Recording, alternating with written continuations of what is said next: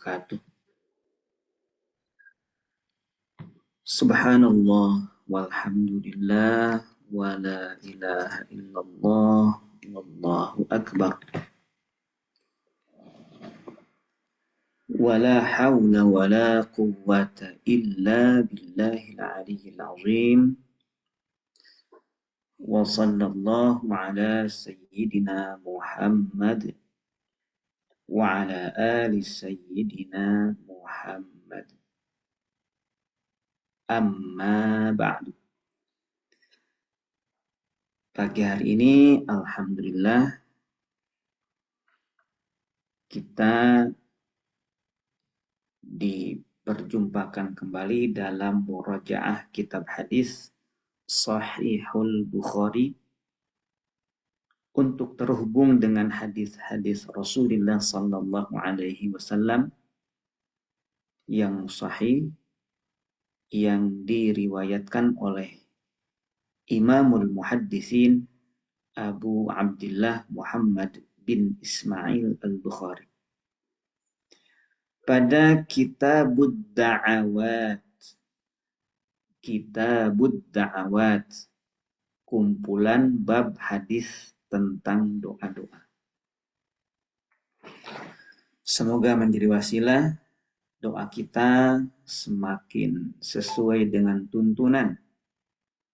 Doa kita menutup diri kita dari neraka dan membuka pintu-pintu surga. Kita lanjutkan, ini hadis yang kedua. Dalam bab yang pertama, kitab ke-80, hadis yang kedua, nomor hadis 6305. Kata Imam Al-Bukhari,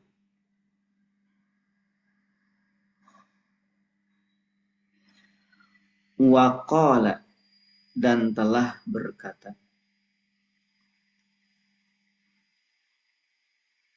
li, kepadaku, khalifah.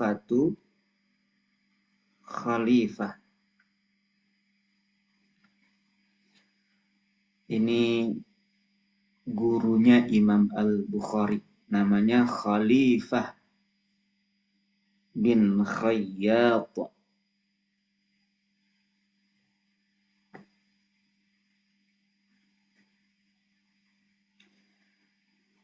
Kata Khalifah, qala, telah berkata, mu'tamirun, mu'tamir. Mu'tamir bin Sulaiman.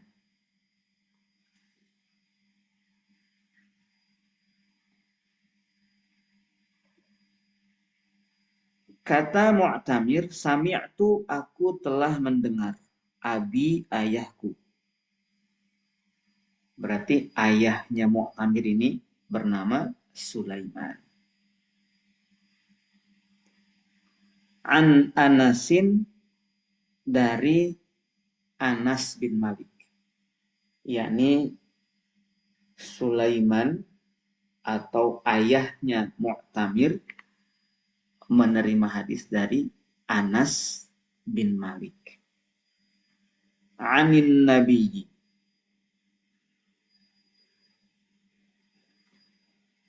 dari Nabi sallallahu alaihi wasallam. Qala, Nabi bersabda.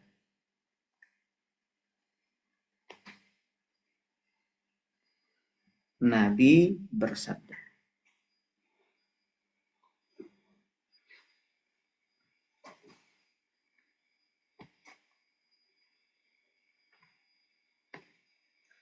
Kata Nabi, kullu nabiyyin, setiap nabi.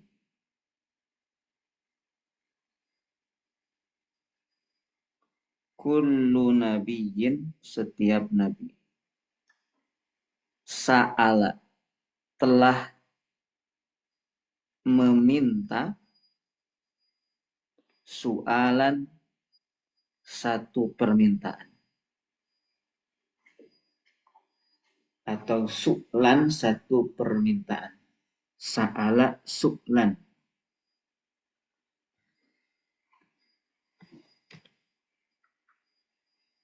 Bisa su'alan, berarti di situ ada alif ya, tapi enggak ditulis. Atau su'lan, sesuai dengan tulisannya. Su'lan. Setiap nabi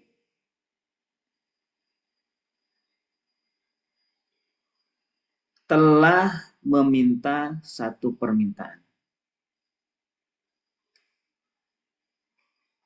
Di sini kita bisa simpulkan pertama,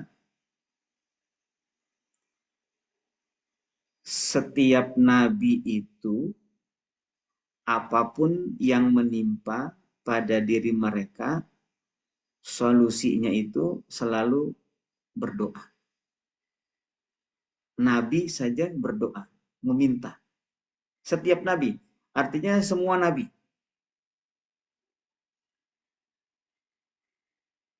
Meminta ke Allah. Yang kedua, sebagaimana hadis kemarin dan juga di hadis ini nanti akan dibahas lanjutannya, ada satu kesempatan doa yang dimiliki oleh Nabi di mana ijabahnya istimewa. Nah, yang dimaksud dengan sa'ala su'lan itu, setiap Nabi telah mempergunakan satu kesempatan itu. Kullu nabiyyin sa'ala su'alan. Setiap Nabi telah meminta satu permintaan. Bukan berarti para nabi itu berdoanya cuma sekali dalam seumur hidup, tetapi mereka diberikan satu kesempatan berdoa yang ijabahnya istimewa dan mereka sudah mempergunakan kesempatan itu.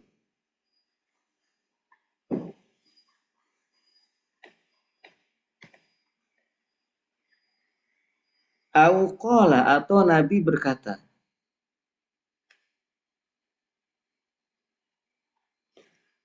Ini ada keraguan dari rawi. Nabi itu berkata kayak gimana ya waktu itu, yang jelas makna dari kata yang disampaikan oleh Nabi itu menunjukkan bahwa setiap Nabi itu sudah mempergunakan satu kesempatan doanya itu. Nah, narasinya gimana? Nah, narasinya itu kullu nabiyyin sa'ala su'lan, atau begini narasinya. Jadi ada ragu di narasi. Karena kan kita kalau misalkan ragu di narasinya, ya kita harus sampaikan saya ragu narasinya. Jangan sampai kita ragu narasi tapi pas ngucap seperti tidak ragu, itu namanya kepalsuan.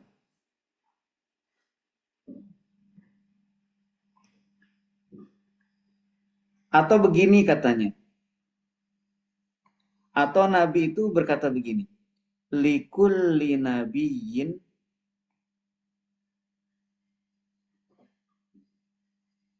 likulli nabiyyin, setiap nabi dakwatun, mempunyai doa yang ijabahnya istimewa. Satu kali berdoa. Dakwatun ini satu kali. Satu kali berdoa yang ijabahnya istimewa. Qad da'a, yang dia telah berdoa. yakni Nabi tersebut telah mempergunakan kesempatan doa itu. Biha, dengannya, yakni dengan doa tersebut. Fastujiba, maka dia pun diijabah secara istimewa. Fastujiba, lalu diijabah. Setiap nabi mempunyai satu doa yang ijabahnya istimewa dan para nabi dahulu, kata Nabi, kata Rasulullah, sudah mempergunakan kesempatan itu dan mereka pun diijabah secara istimewa. Saya harus menambahkan kata istimewa, khawatirnya doa-doa yang lain itu tidak diijabah, padahal setiap doa itu diijabah. Kata Rasulullah selanjutnya, sebagaimana hadis kemarin, faja'altu, lalu aku menjadikan dakwati, doaku itu syafa'atan, sebagai syafaat li ummati, untuk umatku, yaumal qiyamati, pada hari kiamat.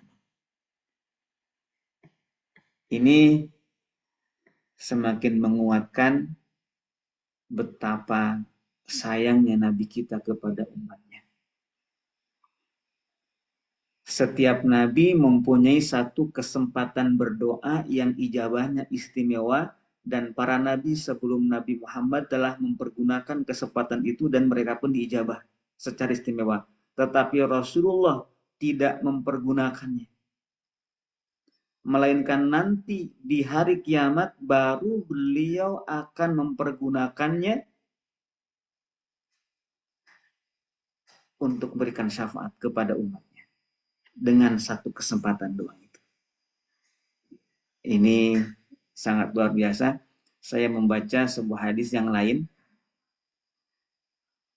dan hadis yang lain ini pertama kali saya baca dalam tafsir Ibnu Katsir ketika menafsirkan ayat kursi surah Al-Baqarah ayat 255 pada potongan ayat man dzalladzi yashfa'u 'indahu illa bi'idznih. Hadisnya seperti ini, tapi bukan riwayat yang ini. Ada tambahan kalimat begini. Kalimatnya ini terjemahannya begini. Nanti di akhirat aku akan bersujud di bawah tiang arasy dan aku tidak akan mengangkat kepalaku sebelum ada jawaban bahwa umatku telah diberikan ampunan. Ada kalimat seperti itu dari Rasulullah. Coba ya, kalau yang didoain sama Rasulullah itu kita, umat yang berhak mendapatkan syafaatnya, otomatis itu selamat pokoknya. Maka kita niatkan nih doa-doa kita, jangan resah kalau kita berdoa tentang ijabah, karena kemuliaannya pasti. Kalau kita berdoa terus kita ini doa, kenapa sih berdoa? Ya karena ngikutin Nabi. Nabi aja berdoa. Jadi kita ini nunjukin umat Nabi. Begitu penyayangnya Rasulullah Shallallahu Alaihi Wasallam. Kenapa sih berdoa? Ya karena doa itu dicontohkan oleh Nabi. Dan pengen disayang Allah melalui berdoa, pengen disayang Nabi melalui berdoa. Begitu ya. Nah kalau udah paham ini, kelihatannya ijabah atau tidak ini pasti ngukurnya bukan sesuai dengan keinginan kita. Pasti ngukur ijabah itu, misalkan ya Allah berikanlah aku uang, misalkan gitu ya. Terus ternyata datanglah uang itu. Maka orang yang sudah doanya level ibadah, dia tidak menganggap ijabah itu ketika Allah ngasih sesuatu sesuai dengan keinginan kita. Tetapi ijabah itu ketika Allah ngasih sesuatu kepada kita sesuai dengan keinginan Allah, bukan keinginan kita. Karena itu kan kalau kita aja kepada yang kita cintai, terserah katanya gitu ya. Terserah, terserah, terserah engkau mau apa. Aduh gitu ya. Itu tandanya kita cinta. Ini sekali lagi hadis yang kedua ini tentang bagaimana cintanya Nabi kepada umatnya, dan bagaimana Nabi itu berdoa itu begitu serius untuk umatnya. Baik, nah kalau kita punya satu permintaan yang istimewa. Allah yang bilang, bukan jin ya. Kalau jin 3 permintaan, nah ini nggak bisa. Itu mah bisa palsu. Ya, ini Allah yang bilang. Ada satu kesempatan. Kita mau minta apa? Ya, kalau Nabi ini udah jelas dikasih satu kesempatan oleh Allah dan udah ketahuan mau diapakan nih kesempatan oleh Nabi. Ternyata untuk menyelamatkan umat jadi akhirat nanti. Artinya gini, kita ini semaksiat-maksiatnya kita, kalau kita diakui umatnya, diakui saja umatnya oleh Nabi. Itu sudah kebahagiaan tuh doa itu, syafaat itu. Maka setiap pagi kita terhubung, ya selain kita menambah ilmu, tentu niat kita adalah terhubung dengan Rasulullah karena kita cinta sama Nabi. Baik, kita lanjutkan bab berikutnya. Karena kalau dipanjangin di bab itu bisa terus-terusan di situ ya. Kita lanjutkan ke bab kedua, babu afdalil istighfari. Bab istighfar yang paling utama. Bab istighfar yang paling utama. Ternyata di sini bab yang pertama itu tentang istighfar. Berarti istighfar ini bagian doa. Dan doa yang paling harus didahulukan. Doa yang paling harus didahulukan. Istighfar itu meminta ampunan kepada Allah. Nah begini, kita masuk ke kosakata dulu. Istighfar ini dari kata ghafaro. Ghafaro. Ya, ghafaro. Berarti istighfaro, istighfaro.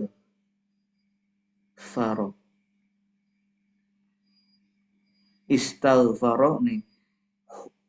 Kata yang ini nih, ghafaro ya.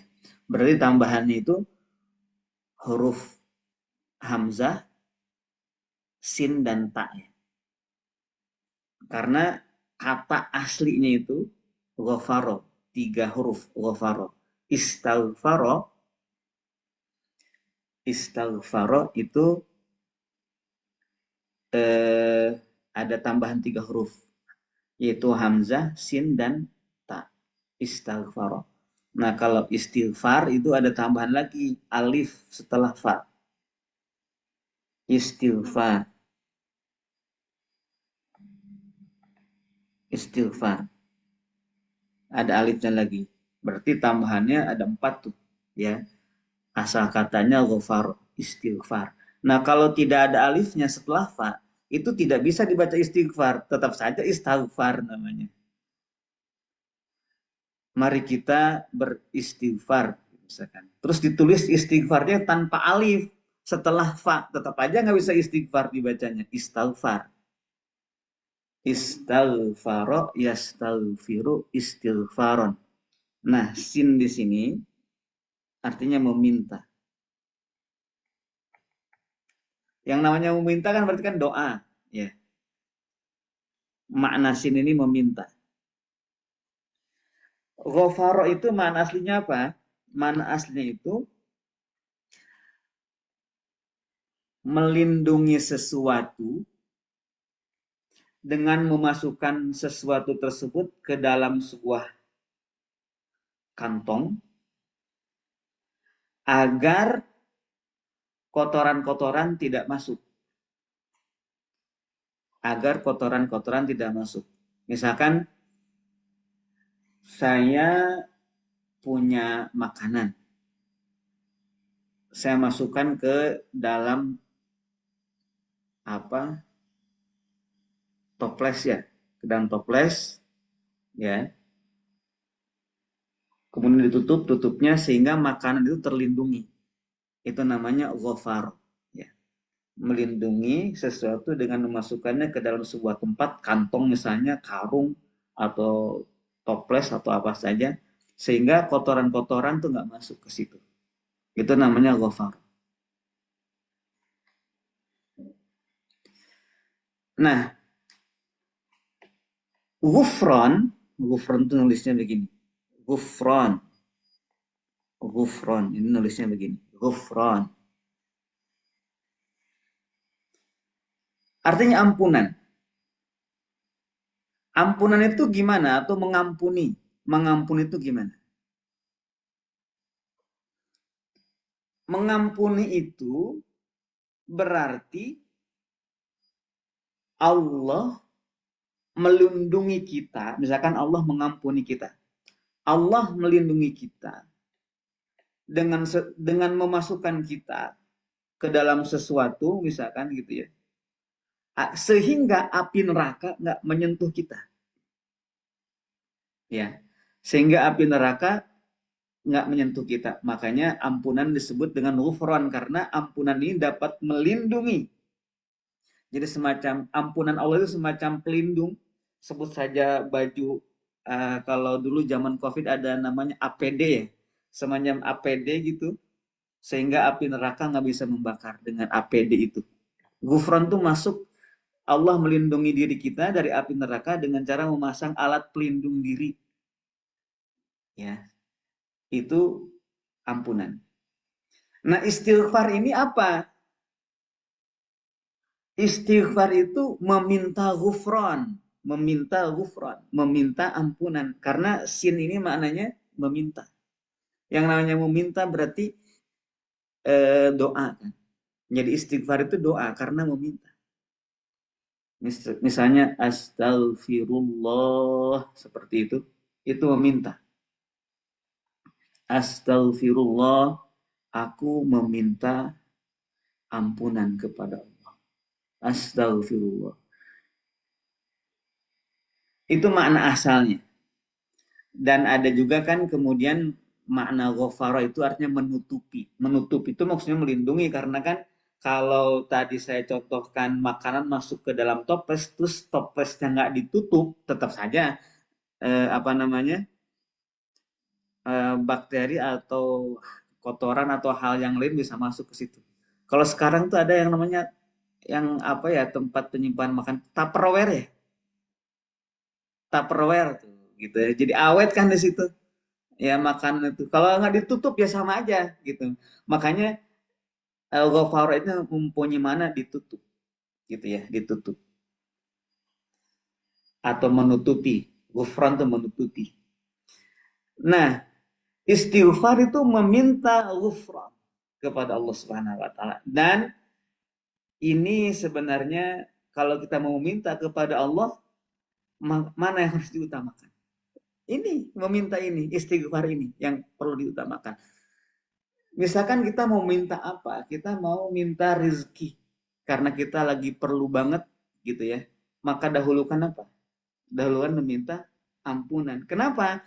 Karena rezeki itu terhambat oleh dosa. Ketika dosanya udah hilang, yang ngalir. Begitu. Ya Allah berikanlah rezeki, berikanlah rezeki. Tapi dosanya nggak dihilangkan. Ya nggak nyampe-nyampe gitu. Karena terhambat oleh dosa-dosa itu. Dulu ketika masih pesantren, wah lagi butuh duit nih. Nggak minta duit sama Allah dulu itu. Ngapain gitu kata teman-teman. Kita istighfar yuk. Astagfirullah. Jadi astagfirullahnya sebanyak-banyaknya. Ya biar bersih dosanya. Karena kan bersih dosa itu lebih penting daripada yang lain. Babu afdalil istighfar. Seperti apa istighfar yang paling utama itu? Nah, kita akan bahas nanti ya. Dan mungkin tidak akan kebahas pagi hari ini ya. Ini baru pengantarnya saja untuk bab afdalil istighfar. Istighfar yang terbaik tuh kayak gimana? Yang paling utama tuh yang kayak gimana gitu ya. Istighfar yang paling utama kayak gimana? Nah, itu ya. Mungkin ada juga yang sudah tahu istighfar ini, tetapi maknanya seperti apa dan seperti apa juga pengamalannya, barangkali akan ada hal yang baru di hadis ini tentang istighfar yang paling utama, meminta ampunan kepada Allah Subhanahu wa taala. Ini yang paling penting. Insya Allah kita lanjutkan lagi esok ya tentang bab ini. Ini baru ngebahas babnya saja. Wallahu a'lam, subhanakallahumma bihamdika asyhadu an la ilaha illa anta astaghfiruka wa atubu ilaik. Wassalamualaikum warahmatullahi wabarakatuh.